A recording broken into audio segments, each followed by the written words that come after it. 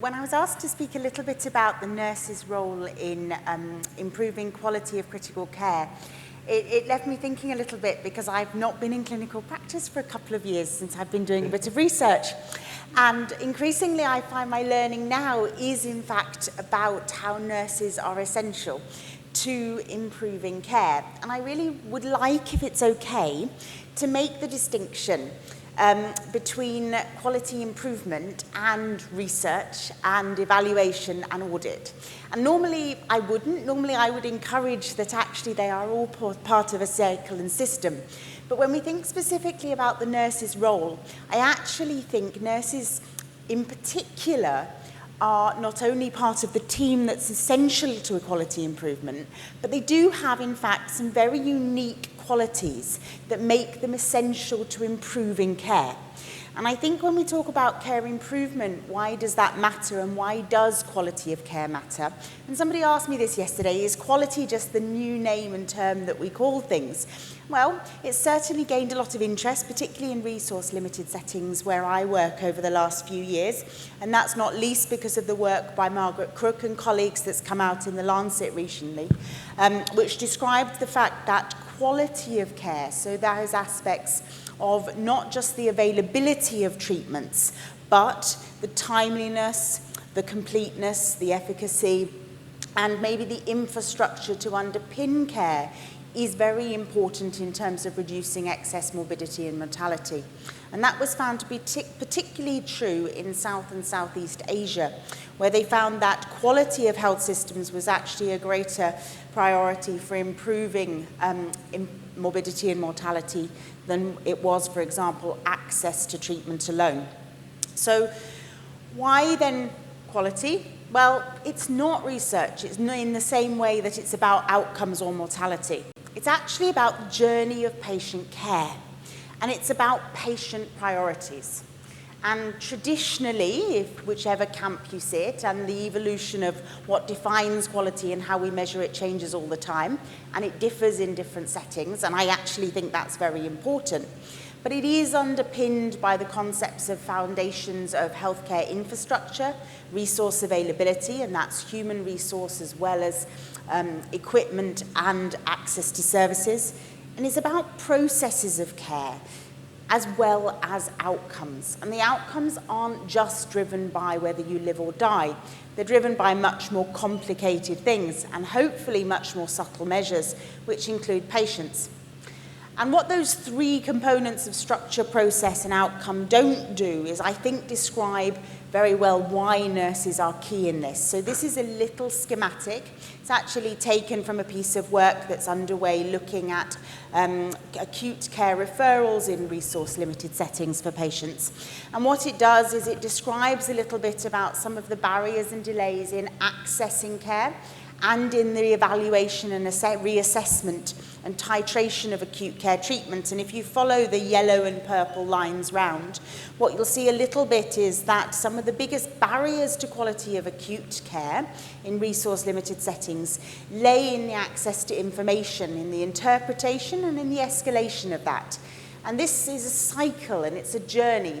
And it doesn't happen just once. It happens continuously throughout the patient's care cycle. So why are nurses important in that?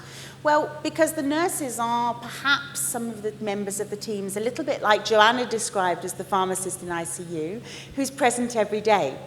The thing about often what we see as the priorities for improving quality of care is that you have to happen even more than once a day.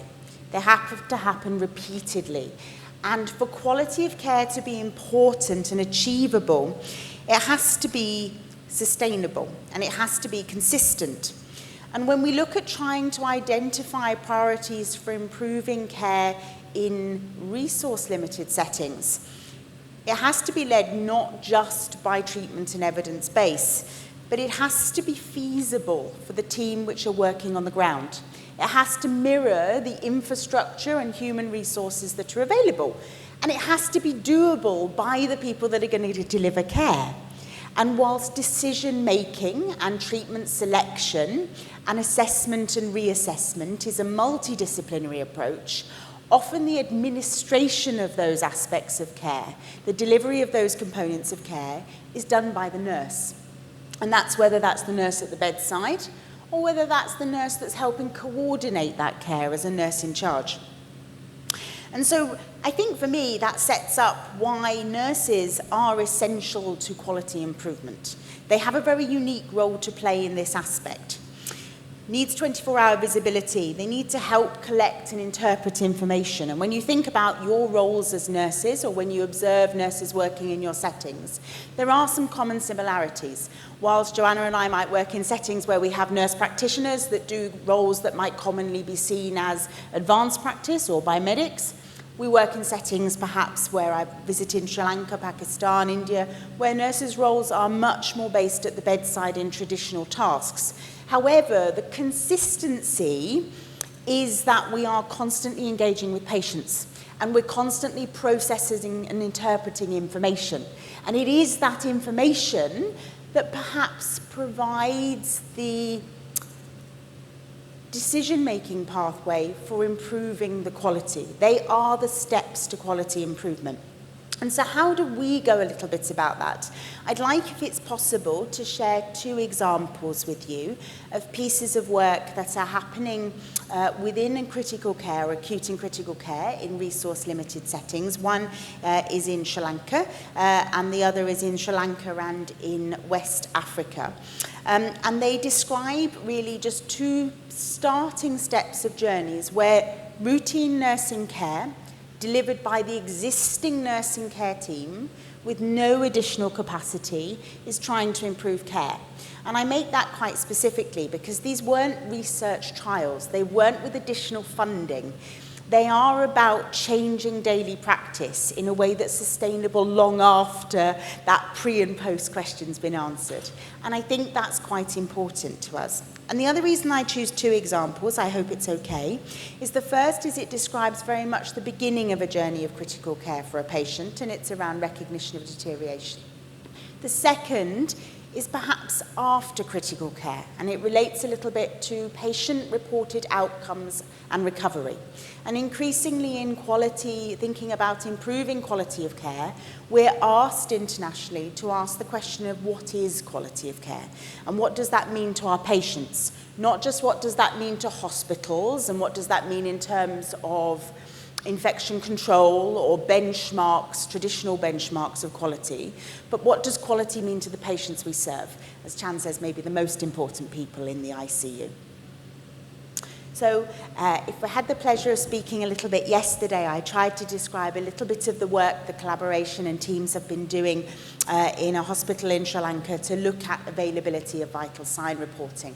Well, why is that important? It's important because it's fundamental to all the decisions and treatments we make. And it also informs the kind of decision-making that our colleagues around us use to titrate medications, use to decide respiratory and physiotherapy treatments, and also use to make decisions around trajectory of illness and prognosis. And as we chatted a little bit yesterday, nurses are essential to reporting vital signs. That's nearly a universal role of a nurse. And in the settings we work, sometimes there is absence of those vital signs. And we asked yesterday a little bit about why those absences might be. But we took a slightly different approach with the nurses we worked with in this particular hospital. And it wasn't to say to them, look, you just need to do more vital sign reporting. This is what you must do. Please go away and do it. Because as we tried to describe yesterday, one of the challenges you then face is either it isn't done or it can't be done because there's too much competition for time. There's too much competition for tasks. All of a sudden, the group that are focused on improving that go away and the consultant arrives and says, yes, but I want to know why these drugs weren't given, or why that discharge summary wasn't completed, or why have those new admissions not come. So we wanted to put nurses at the centre of this quality improvement process. So we sat down with them to try and understand the problem, and we looked at some of the factors that might influence their ability to deliver what was decided to be good quality care, ergo the presence of vital signs. And that included the number of admissions, the number of nurses on shift, the type of admissions they were having, the diagnosis of those patients, whether it was daytime, whether it was nighttime. And we spent time with them looking at their problems and identifying their solutions. And some of that included more research, because improving quality isn't the end in itself. We also have to understand those processes along the way. And these are some examples of nurse-led and, in fact, physiotherapy-led individuals that were working as project coordinators and as stakeholders within the group to try and understand what the barriers to improving this aspect of care were. And then we asked the nurses, in collaboration with the medical team, to identify and provide a possible solution. Now, this wasn't the solution as researchers we thought would be successful in increasing recognition of deterioration. Our thought was, oh, we'll implement an early warning score, or we'll increase vital signs to a point that we can track and trigger patients. But we recognised that to improve quality, it was a journey, not just from bad to good, but for a process of getting better. And that part of that was very much about achieving buy-in from the shareholders that were able to do that. And so this was the nurse-led process, informed by research that they were involved in and they were stakeholders in, and the nurses understood why this was needed to be done. And they felt it was achievable.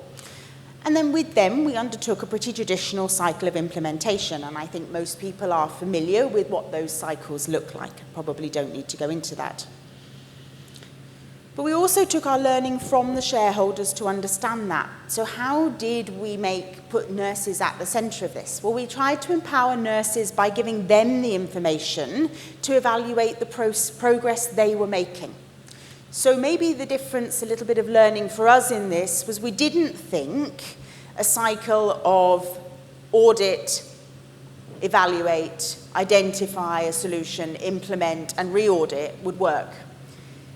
Because that kind of means somebody looks at it, you go away, you tell people to do things, you come back and you reassess, and then you wonder why it was or wasn't done. And I have the humility to have said I've tried that many times and I've never been able to make it work. So apologies, and maybe you can do better than me.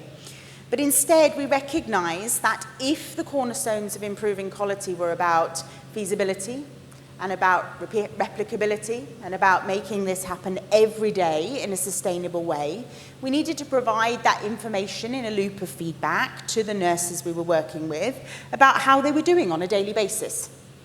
And we didn't feel that it was our place to evaluate them on that, but ask them to determine how they might overcome this. And this is a little snapshot of vital sign reporting. It's just about the completeness of vital signs that are recorded twice daily by nurses in an acute care setting. And we also provided them some information because, as we chatted yesterday and I alluded to just now, some of the barriers that they felt to achieving what was an acceptable level of vital sign reporting was about knowing where patients were in the ward. They have a busy ward, lots of patients. Often, they're in their 44-bedded ward, they can have 70 patients. Patients share beds. Hospital numbers don't always stay the same. Becomes a little bit of a challenge. Did you know where that patient was? Did they come back from where they were? And I don't think that's dissimilar sometimes to the settings we work in. We just have enough beds, but maybe we don't have enough hands. So we tried to provide information that would enable nurses to address these challenges for themselves. And we tried to let them do that on a daily basis. And as you can see, over a period of time, and this is just a period of a couple of months, the quality of the completeness of those vital signs improved. And that was success for the nurses. And what that went on to do was help them over the course of 18 months change the baseline of behaviour for care in their wards. It didn't solve our problem straight away of improving recognition of deterioration. But I think everybody evaluating that and the nurses involved in the evaluation and outcome of that had closed the gap. Not only the gap in between what people were expecting of them and what they could achieve, but they were able to close the gap in what they could do. And they weren't restricted or disabled by conversations of lack of resource or lack of equipment or lack of staff. They were able to do that in a way that was achievable and measurable for them. And for me, that's a very important part of why nurses should be the leaders in improving quality of care at the bedside of patients. So the second example I give, if that's okay, I think we have a moment for time. Is that okay, Chan? 4 more minutes. Okay, thank you. So the second example I give is a little bit about then scaling that. So how do you scale that to slightly bigger problems? So again, how do you take research that's done in ICUs or acute care settings to look at the priorities and what quality might be, and how do you turn that around, and how do you put nurses at the centre of that? So this is a little piece of work that was done as part of a collaboration with University College London and with Mahidol Oxford, and it was held in Sri Lanka. It was a workshop with inviting stakeholders that participate in registry reporting and evaluation of care using routine information, all related to critical care, but patients that walk through acute care pathways. And this was a particular interest in looking at quality of recovery for patients following surgery. And there was an analysis and follow-up of patients, and we looked at just over 1,000 patients. This is a piece of research. It's currently being written up. And it looked at the quality of life and recovery for patients using some traditional measures of that. And what was found is that, in summary, that patients that were actually quite well going into surgery weren't doing as well after surgery in terms of their measures of patient-reported quality of recovery markers than we would like. Those patients that were going in very sick and as an emergency were doing very well. Those that were actually going in quite well weren't doing as well as being expected. And when that was broken down, there are lots of reasons, and happy to talk about that afterwards if anybody would like. But one of the things that cropped up was this concept of pain and discomfort. High proportions of patients were reporting pain and discomfort up to 30 days after discharge following surgery. And so we sat down as part of a stakeholder group with nurses and doctors and pharmacists and anaesthetists and researchers to look at how that could be improved. And this was a piece of work where nurse-led intervention was thought to be the key to improving the evaluation of pain in this setting, bearing in mind that the measure of quality of patients' pain and recovery was the point at which they felt there was a gap in care to be improved. And over the course of 2 days, a multidisciplinary team identified what they wanted to set as their quality improvement priority. And why I hover on this slide is because nurses played a really fundamental part of this setting up of this quality improvement project, because they were able to identify key barriers and enablers as to why this intervention may or may not work. And I think for me that's the third part of why nurses are important. Not only are they constantly there, not only are they the deliverers of the interventions, but they also have absolutely fundamental knowledge of why things can and can't be done in the organisational structure of critical care. And they sit at this key of a stakeholder group that we might try to improve. They're also fundamental to evaluating those processes. And I think this is a nice example where, whilst this was a multidisciplinary problem that was decided by a multidisciplinary team what the approach to the solution might be, the people that are going to deliver this and measure this are the nurses. And that's what's currently underway. So nurses have taken the role in a couple of wards that we're working in to undertake a daily evaluation of pain for these patients. They're starting to look at whether pain assessment is being measured, whether it's being evaluated, and what response the clinical team have to those measures of pain. Again, it's not about improving the outcome yet, but it's about improving those processes of care that we hope over time will lead to an impact on improving outcomes and patient-centred recovery. And the final part, just to touch on, is that they're also empowering the patients. Through elective patients, what we're doing in partnership with them is improving the option for patients to start to report their levels of pain themselves. And so for me, that's a little example of why I think nurses are at the centre of quality improvement and why they really are the key stakeholders in both the design and the evaluation of care. Thanks.